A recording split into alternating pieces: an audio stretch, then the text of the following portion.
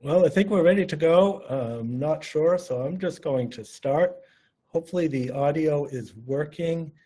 There seems to be some confusion about whether to use a chat or a window. So I'm just going to continue unless somebody says otherwise.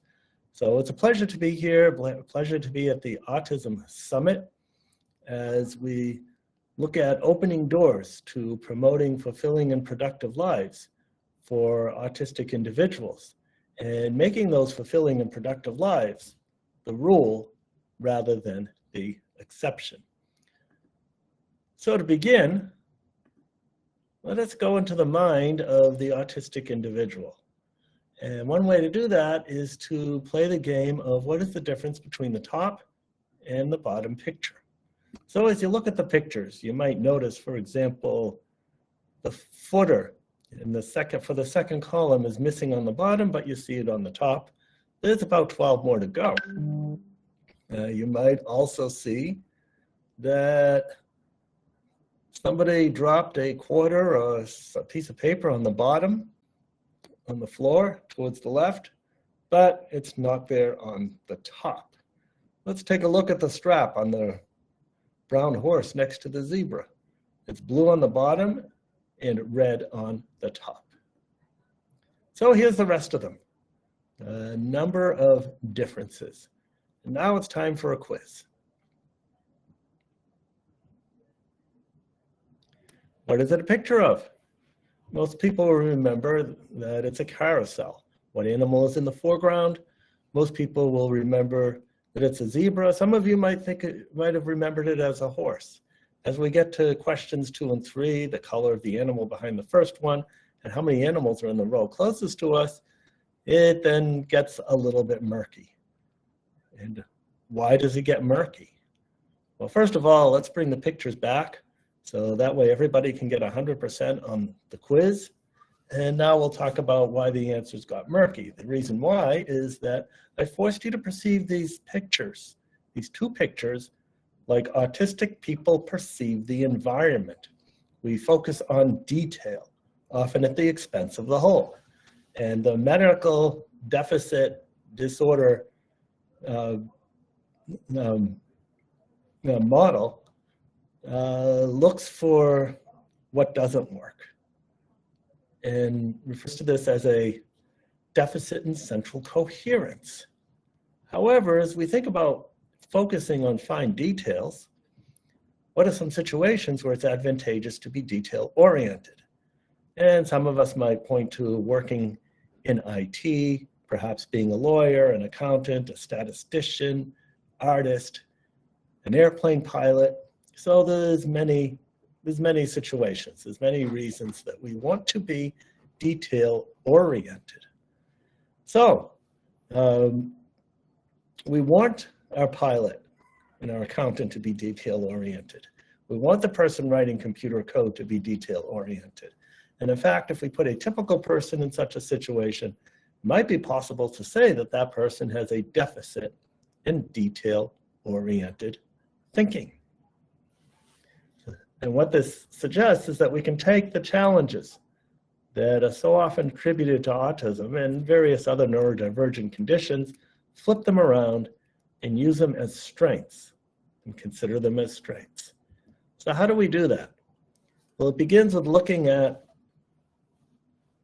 where are the person's strengths? What are their interests? And one way to find that is to ask, how do they spend most of their time, or would if you let them do it? We tend to spend more time doing things we like. We tend to be good at the things we like to do. When we get a handle on that, we can match these likes and interests to potential vocational and advocational possibilities. It means reframing how we look at the definition of autism. Instead of looking at it as autism as a deficit in social communication, social interaction, restricted interests, and so on, let's just look at them as differences. And in that way, we can still use the initial ASD, autism spectrum difference. So it's important to consider, what are the abilities of the individual? What are the interests? The two are closely aligned. What kind of mind does the person have? And often we think autistic people are visually based, and I think most of us are, but the key word is most, not all. And I know many autistic individuals who are so non-visually based, they can't even read a map. So that leads us to characteristics. And one characteristic that's not often mentioned in the diagnostic criteria is the widely varying skill set. And what that suggests is that the things we're good at, we're incredibly good at. The things we're not so good at, well, yeah, we'll need plenty of support. And often there isn't much in the middle either.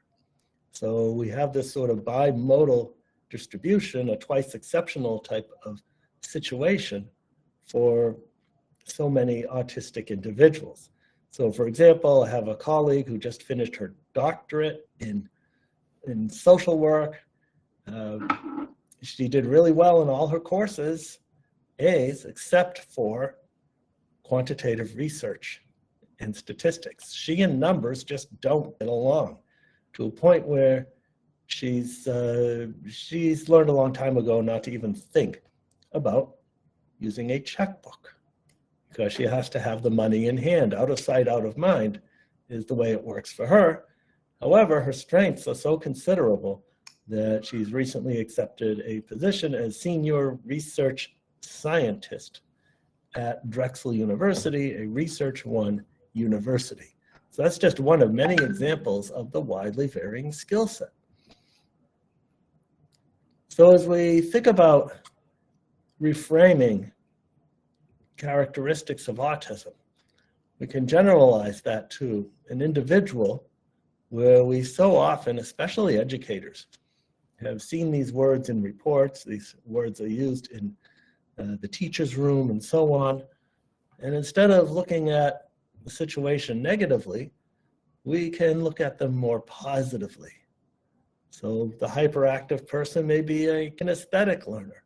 We know that often people who are dyslexic are visually based, and so on.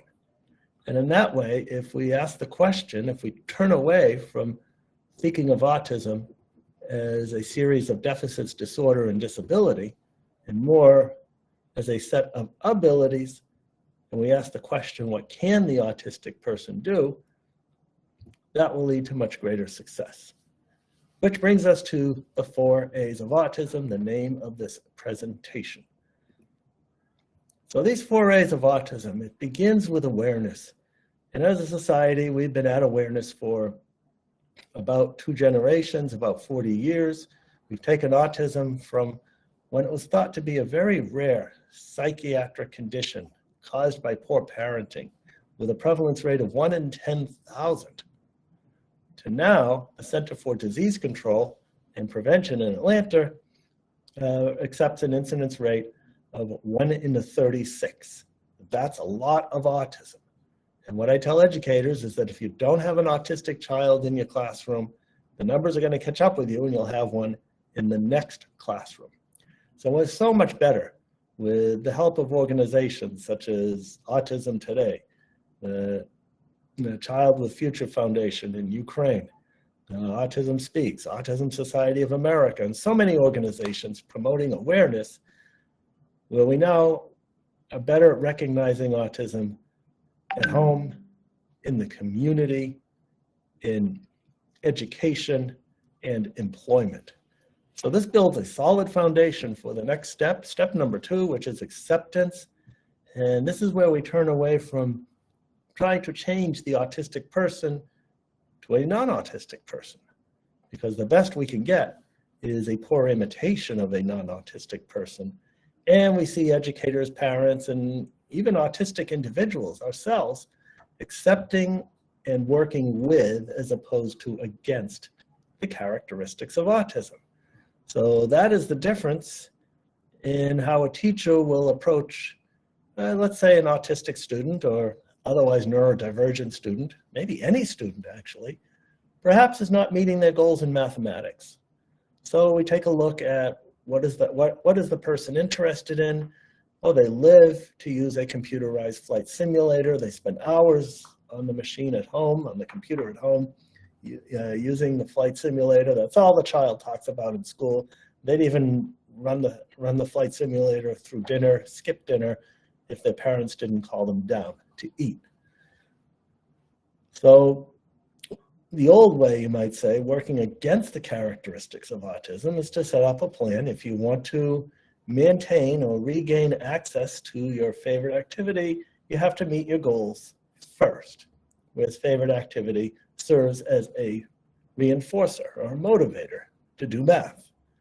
However, what I'm seeing more of, and this is encouraging, more educators recognizing that there's an awful lot of mathematics involved in flying airplanes, and that by incorporating the flight simulator or talk about airplanes in mathematics, we now can make mathematics intrinsically reinforcing, and there's no reinforcer or extrinsic reinforcer we have to hold out in front of the child as a sort of carrot. If they do this, then they get that, because the this actually becomes the that. And eventually the child learns that them knowing math helps them use the flight simulator even better. So that's an example of acceptance, which continues our foundation to accommodate or prepare for appreciation. And that's where autistic individuals are valued for what we contribute to the world. And for example, we first started seeing this in the large IT companies, actively seeking autistic individuals as their employees because they know many of us can engage in autistic geekery at levels that nobody else can. And that's all well and good. However, it's important to remember that only a small percentage of us are computer geeks. That's another myth of autism. We're all computer geeks. And it's the majority of autistic people who have skills in other areas. It could be the arts, fitness, whatever it might be. And we need to find ways to, for those individuals to use their skills to contribute to society. And also with everybody else, we need to include people who need more supports, perhaps in communication or social interaction, transportation, and so on. And to that end, I know of an individual who works in Florida, or lives in Florida, I should say, and he's got this curious interest of folding laundry perfectly when it comes out of the dryer. He communicates using an iPad. He points at pictures. He needs to be driven wherever he's going. He needs a lot of support, but he likes doing this. Something about folding, perfectly folded creases, I guess that speaks to his sense of order. Well, I know many people who would like help in folding and sorting their laundry. And in fact, I could call his mother up today and say, well, I know somebody in England or in Azerbaijan who would like help with their laundry, and he would be on the first plane to that person. However, you'd have to pay him to do it because that's his job. And he spends all day in a laundromat, pulling laundry out of a hot dryer, folding and sorting perfectly, and he gets a lot of pleasure out of it, and society appreciates what he does. And then there's action. That's the fourth step. And action includes all the efforts that we make into making these first three A's work. So my question to you is, after listening to Lydia before me, listening to me, listening to others, what actions are you going to take to climb these stairs of awareness, acceptance, and appreciation of autistic and neurodivergent people in your lives? If you happen to be neurodivergent, what are you going to do to recognize your own strengths and to work with them for promoting success? So what brings me here to talk about autism to you? Things were pretty typical at first. At 24 hours of age, my wife says, I looked like an egg. And then at 18 months, like what happens to about 30% of us, I was struck with the regressive autism bomb, where I lost functional communication, had meltdowns, withdrew from the environment. In a brief, I became a very autistic little kid. There was so little known about autism. Where does it come from? What do we do about it? Although I'm hearing more people asking, what do we do with, as opposed to about autism? And that's encouraging. So it took my parents a whole year to find a place for diagnosis because it was so little known. So now we're at age 2.5, I get a diagnosis, and the doctor said, well, we've never seen such a sick child. You should send him off to an institution. Well, fortunately, my parents, like we see ever increasing numbers of parents today, advocating on behalf of their children, they advocated for me and they convinced the school to take me in about a year. And it was during that year my parents implemented what we would today refer to as an intensive home-based early intervention program. And this was a program that emphasized music, movement, sensory integration, narration, and imitation. It probably looked like one of the more developmental approaches we have today. So we could be talking about Miller method, floor time, RDI. I see some aspects of daily life therapy is practiced at the Boston Higashi School in there as well. But that's just today's terminology, because in those days, the concept of early intervention didn't even exist. So what did my parents do to reach me? Well, first they tried the time-honored, age-old strategy of imitation. Get me to imitate them. And everybody's used this, whether you're a teacher or not, as a teaching strategy at some time. You've shown someone how to do something and then they do it. And most of the time it works. But perhaps due to a difference in mirror neurons, on my behalf and on many who are autistic, it didn't work. So my parents flipped it around and they imitated me. And once they did that, I became aware of them in my environment. Then they were able to move me along. And I think the key implication is that first, my parents established a connection. They met me where I was, and then they developed a trusting relationship. And these are two important prerequisites before you can do meaningful work with someone who's autistic, is neurodivergent, and I think everybody else as well. I believe we have the technology, we have the know-how, we have the wherewithal. So instead of looking at the closed doors of deficit, disorder, and disability, we can look at the open doors of ability. And instead of autism being a bomb, autism can be da bomb. And how does autism become da bomb? It's when we use strengths and interests to support success. So we take a look at someone named Pavan, a young adult, diagnosed with autism, needing supports at level 1. So he's the type of individual who, with support, and definitely needs support, he too could be successful in a university or other higher education situation. So he talks a lot, he talks well, and his job is to provide transportation system information to lost patrons at a very busy station in India. And so what are those important implications of, let's use not deficit, but differences in communication, social interaction, and let's use focused interests. So his job, people go up to him, a brief greeting, a request for directions. He's happy to provide. And then the people say goodbye and they go along their way. So his communication style, like many of us who speak, we tend to be detailed, factual, data-driven, truthful, and could be very repetitive. However, how many times have you asked someone to repeat directions when you're lost? Social interaction. It's pretty predictable. Brief greeting, request for directions, and the person says goodbye.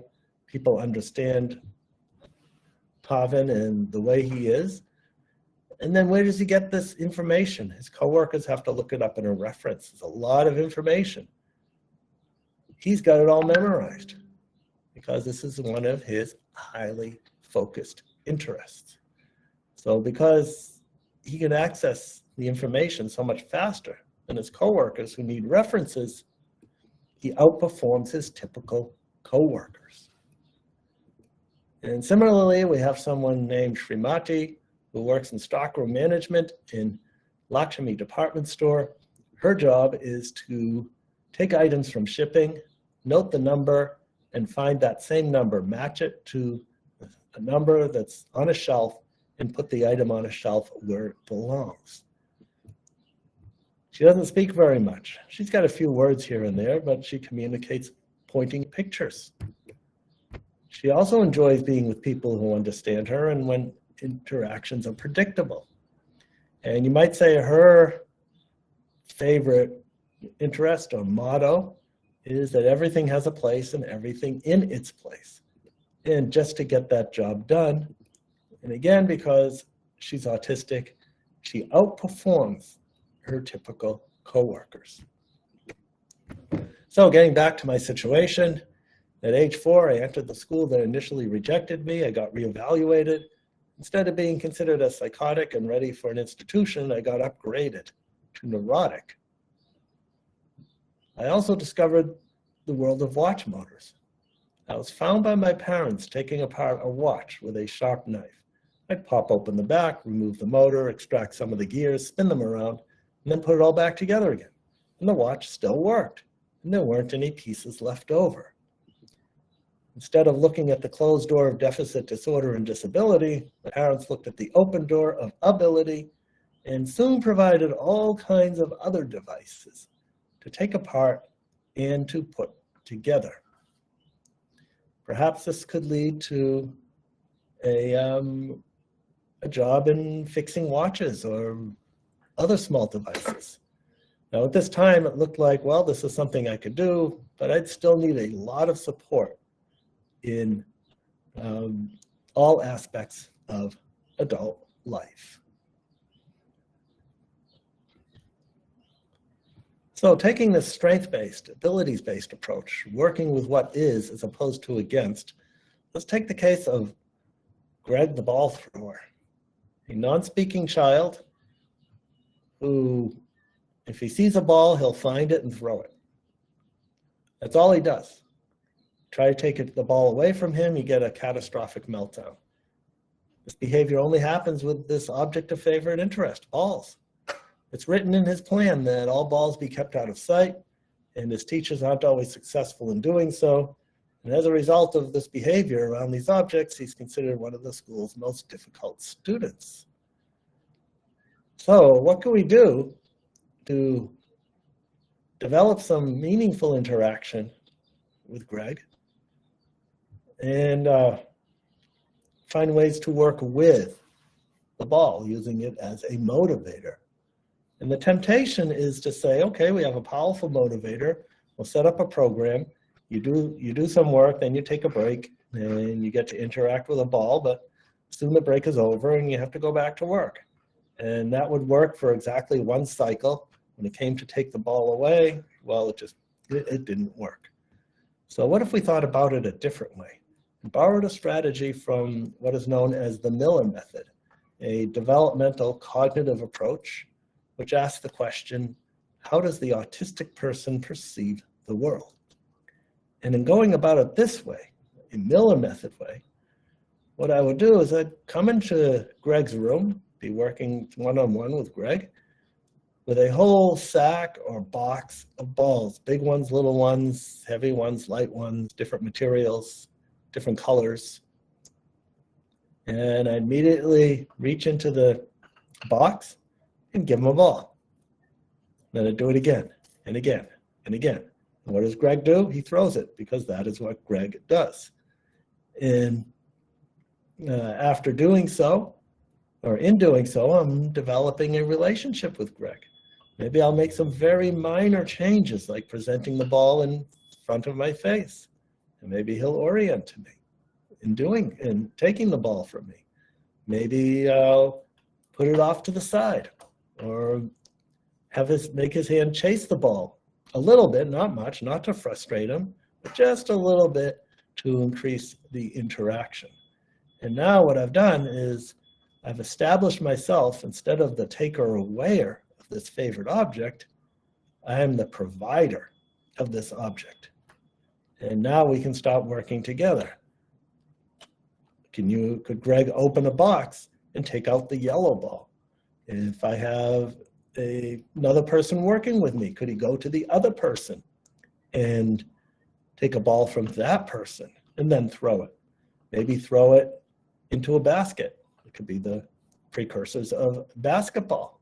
So maybe we could teach counting, we could teach sorting, identification of colors, and eventually get to a point where Greg trusts me in the process enough that if he takes a ball out of a box, he could actually give it to me because he knows I'm not here to take them all away, and he'll get another one in exchange.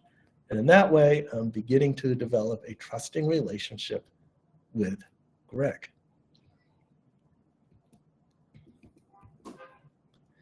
At age 6, I entered regular school kindergarten, where I was a social and academic catastrophe. You know what happens to children who are different in school. Fortunately, school systems now realize that bullying is not a developmental phase that people need to go through. Academically, I was usually about a grade behind in most of my subjects and would spend most of my time sitting in the back of the room reading books on whatever I was interested in at the moment. So I'd go to the library and get a whole stack of books on astronomy, read them all, then put them away and get a stack of books on something else, maybe world history or natural history or aviation or astronomy or electricity or music, dinosaurs, earth, volcanoes, weather, whatever it was. And sometimes even wonder if there was more to school than just reading my favorite books. And I think what this translated to is that teachers didn't quite know how to reach me. But at the same time, since I wasn't a behavior problem, they just left me to my own devices. And it was probably for better rather than for worse. I suppose saying the letter B over and over again didn't endear me to my classmates, some sort of verbal stim.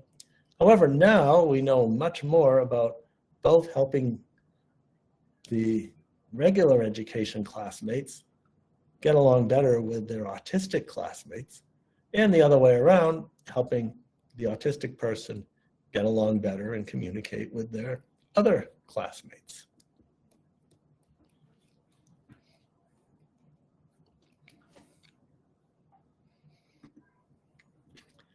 So as we roll along, here I am at age 8. I would spend hours smashing big rocks with a small rock. I was fascinated by the shiny specks inside. That grew into a focused interest in geology, geography. I remember about this time I had a stack of astronomy books on my desk, and a teacher told me that I'd never learn how to do math. But somehow I figured out just enough math to teach statistics at the university level. The good news is that today, more teachers would notice this highly focused interest and find a way to use it as an intrinsic reinforcer to teach whatever needs to be taught. There's plenty of math in astronomy. Everyone learns better about what they're interested in. If you're interested in something, you're probably good at it too. For autistic people, since we tend to be a study of extremes, it's just to a greater extent.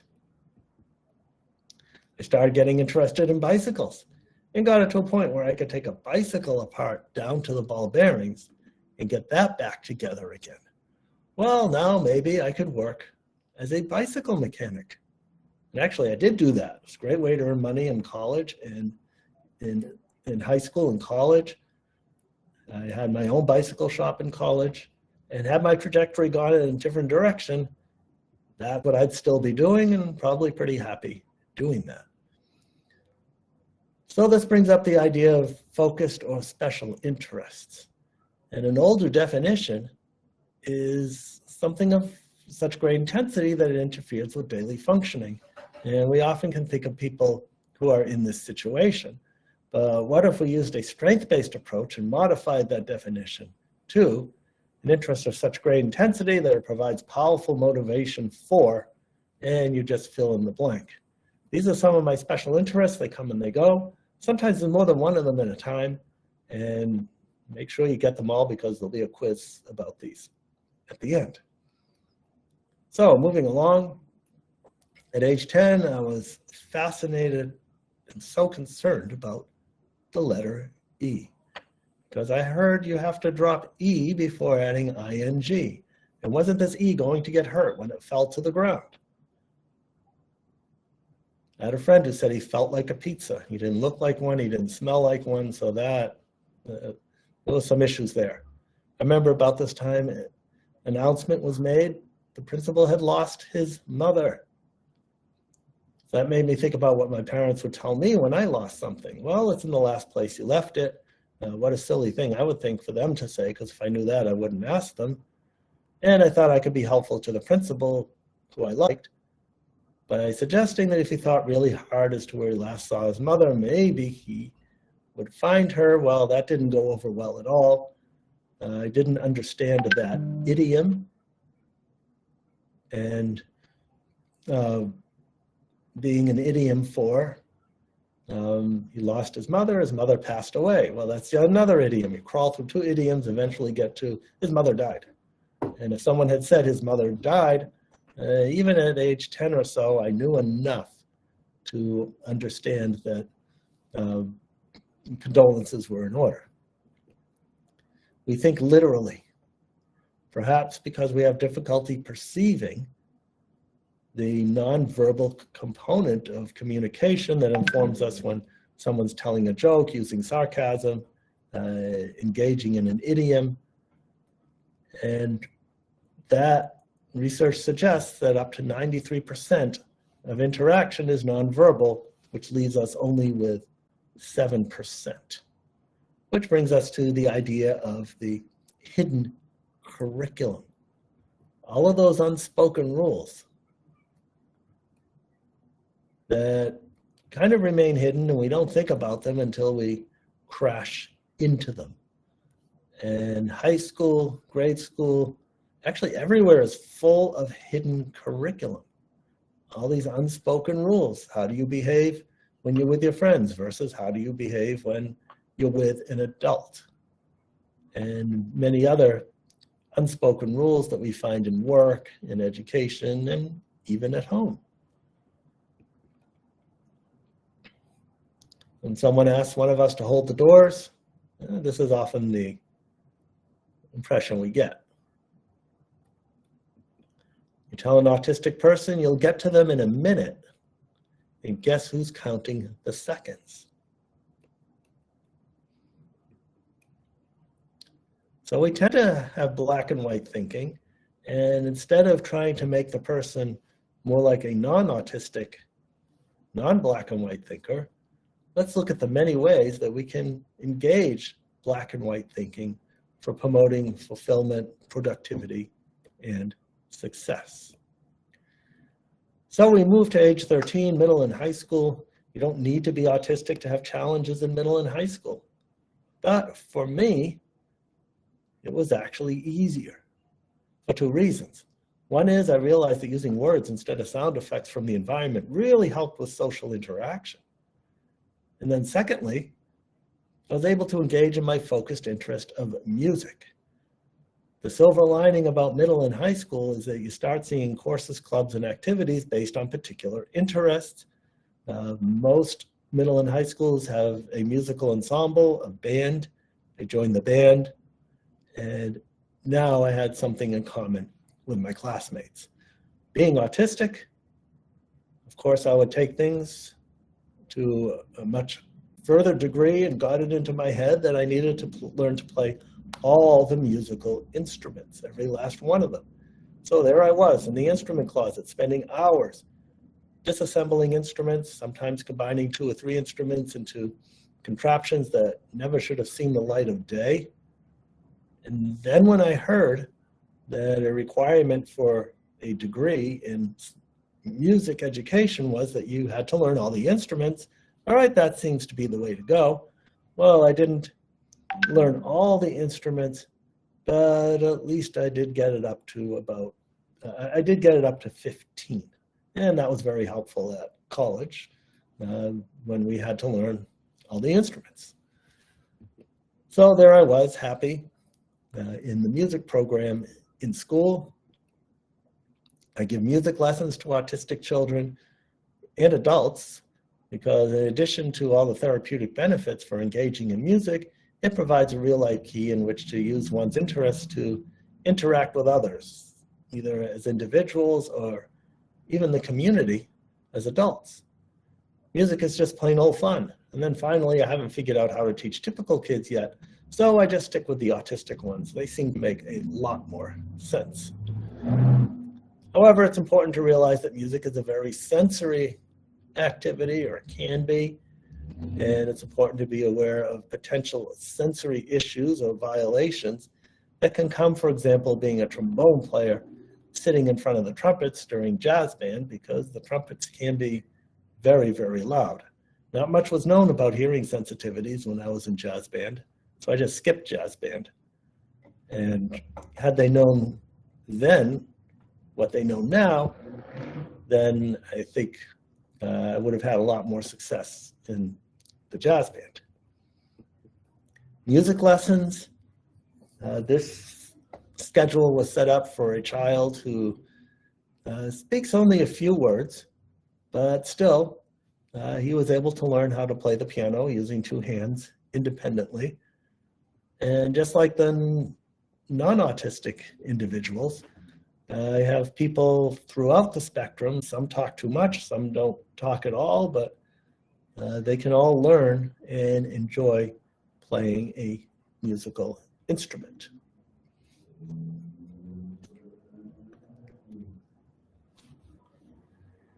It's also important to realize when an endeavor doesn't work out.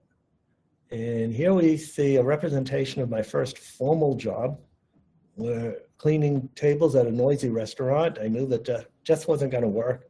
Too much noise, too much social interaction, and I needed to find something else to do. So I thought about, well, what am I good at? What do I like to do? I like taking bicycles apart and putting them together and fixing them. So I got on my bicycle that I built from the ground up, and I would ride to all the bicycle shops in the area. There were about a dozen of them. I'd go into the shop, locate the manager, and start nerding into my bicycle with the manager, talking to the manager about bicycles in a way that only a bicycle, I suppose a nerd, would be able to talk about. And then eventually I'd ask him for a job. It took a dozen times, but eventually I did get a job fixing bicycles. So in that way, I could turn away from what didn't work, from the closed doors of deficit, disorder, and disability, to focusing on my abilities in bicycle repair. And I could manage my sensory input either by staying in the back of the shop where it was quieter, or coming to the front of the shop and perseverating on bicycles with anybody who walked in. And I think the manager referred to that as selling bicycles to customers. And then on to college. In college, I needed work, needed to earn money. So I went back to my skills as a bicycle repair person, and I plastered the campus with thousands of these signs. And soon my dorm room would be filled up with bicycles that needed repair, and I could spend half a day fixing bicycles and earn more money in a month than I could spending something like that. No, I could earn more money in a day than I would have otherwise earned doing some boring work study job such as dorm security. And so in thinking about employment success for autistic individuals, it's important to match, as you would with anybody, but with autism it's even more important, characteristics, personal characteristics and interest with job attributes and positions.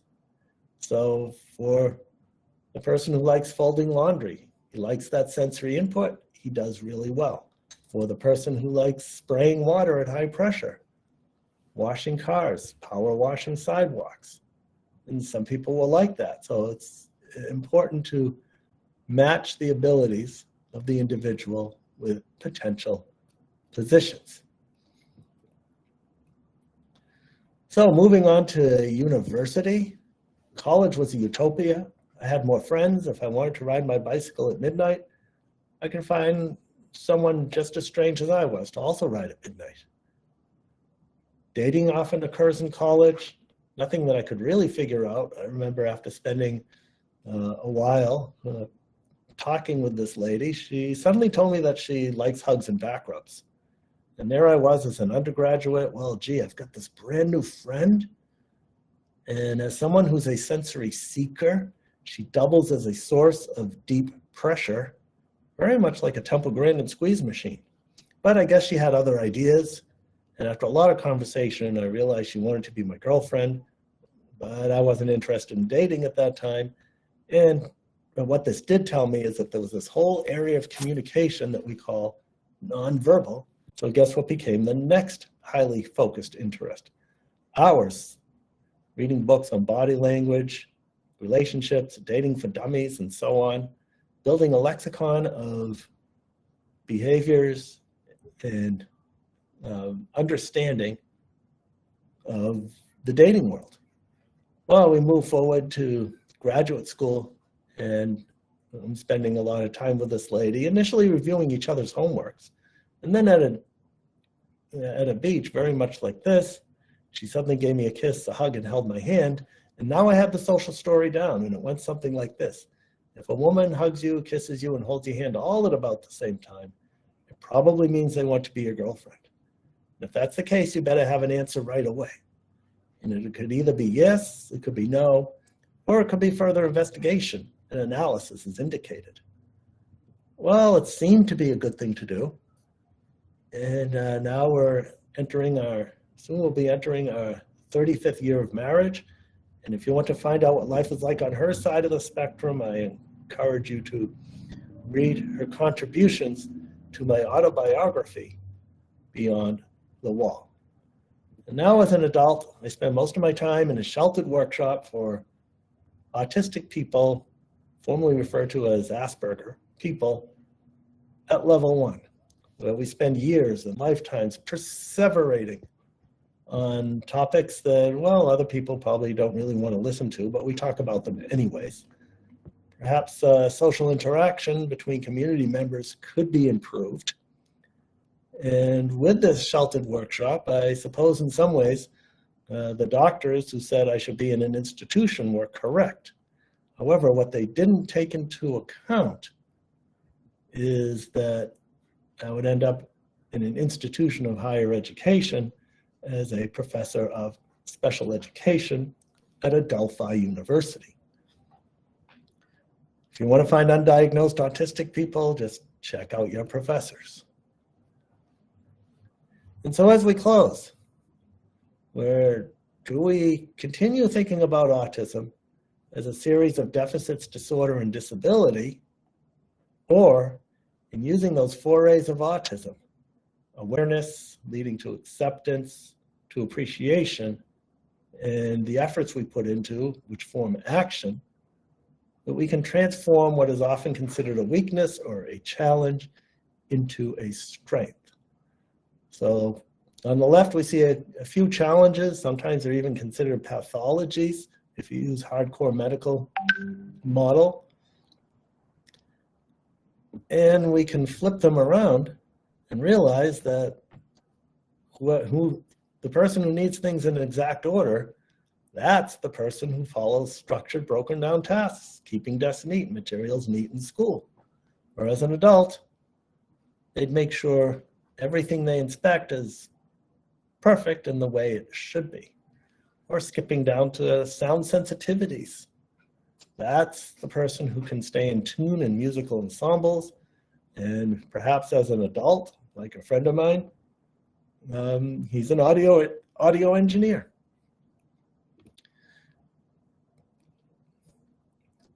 So it's all about turning away from closed doors of deficit, disorder, and disability to open doors of ability in promoting success.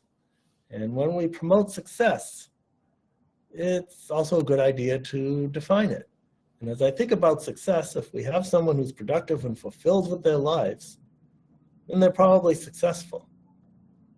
As we go through our journey in life, from goal to goal, from activity to activity, and how sometimes I see people unfairly comparing their success with other people's success.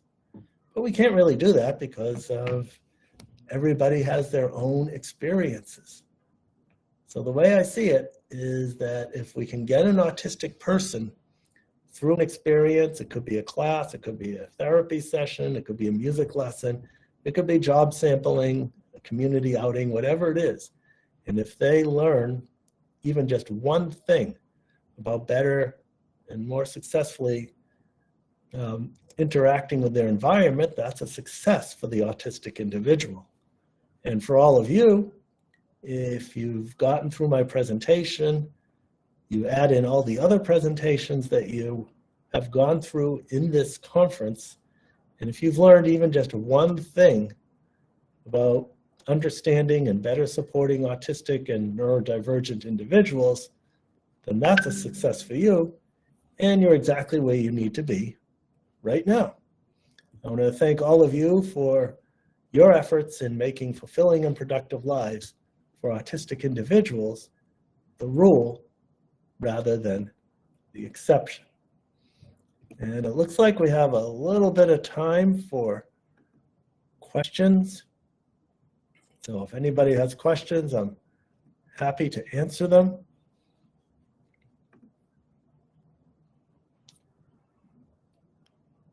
And I'm looking at the chat, or at least I think it's the chat. Oh, here it is.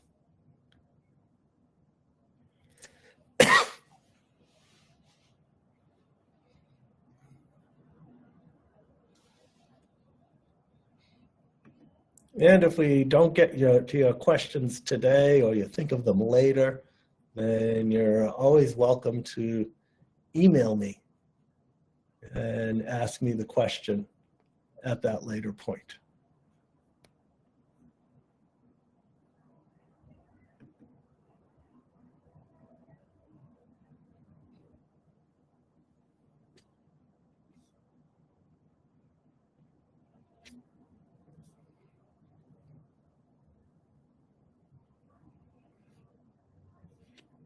Well, I don't see any questions. Hopefully I'm looking at the chat room correctly.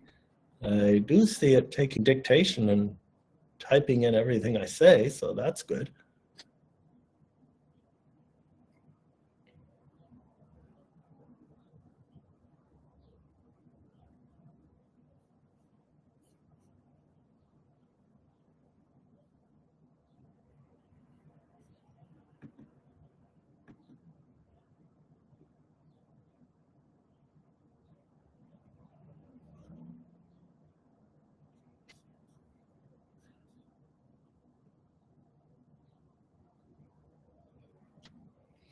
All right, so I'm guessing we don't have any questions.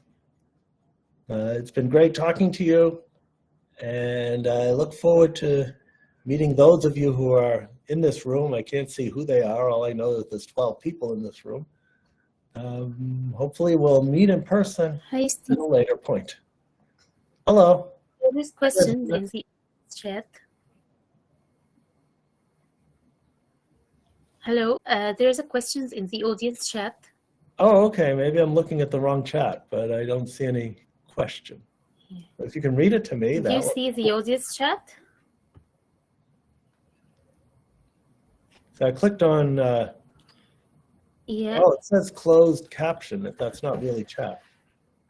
Okay, are there other sources of examples where hyper-focusing is an ability that can be beneficial? Is this a question?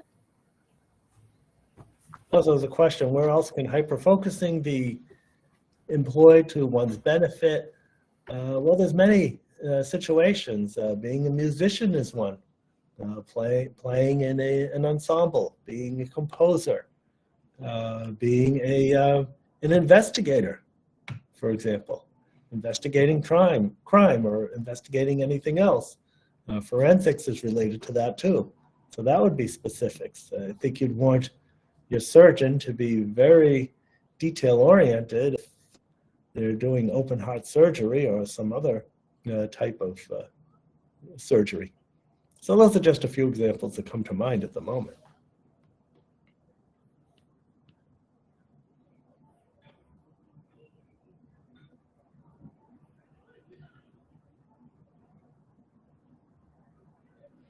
We'll see if there is also a question, how do I manage working through sensory overload?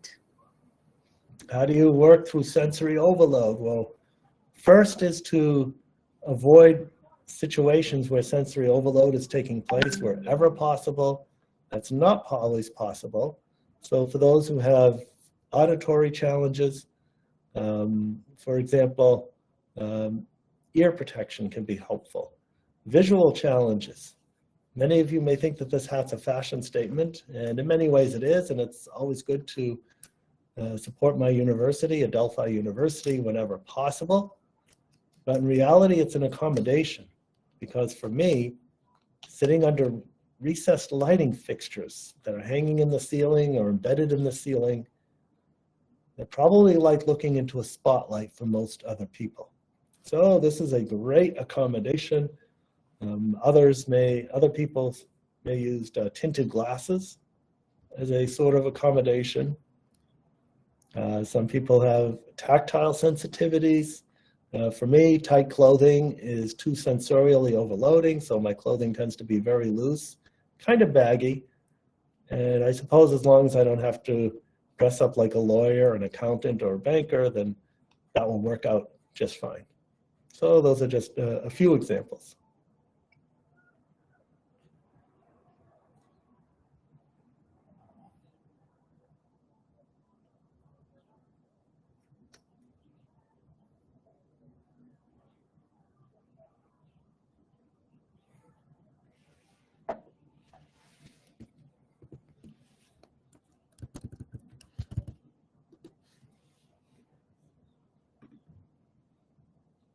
We'll see if there's any other questions.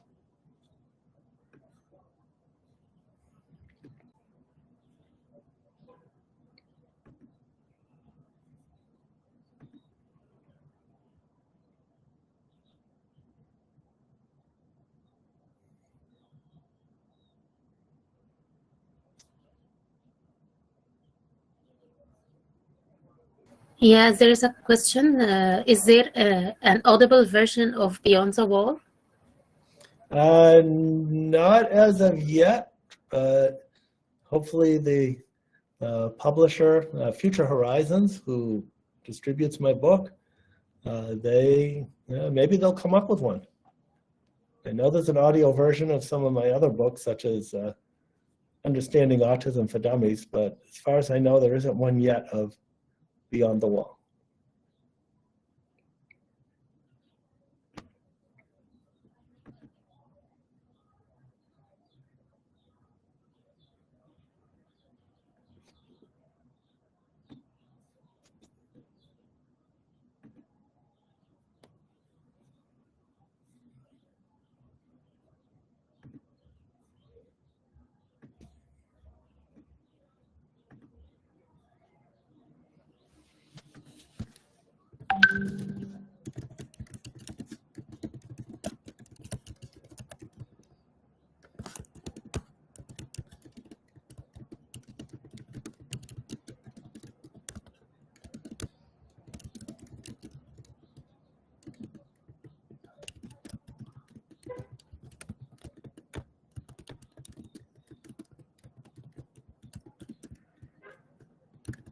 Thank you so much, and I'm going to end the broadcast now, okay? Okay.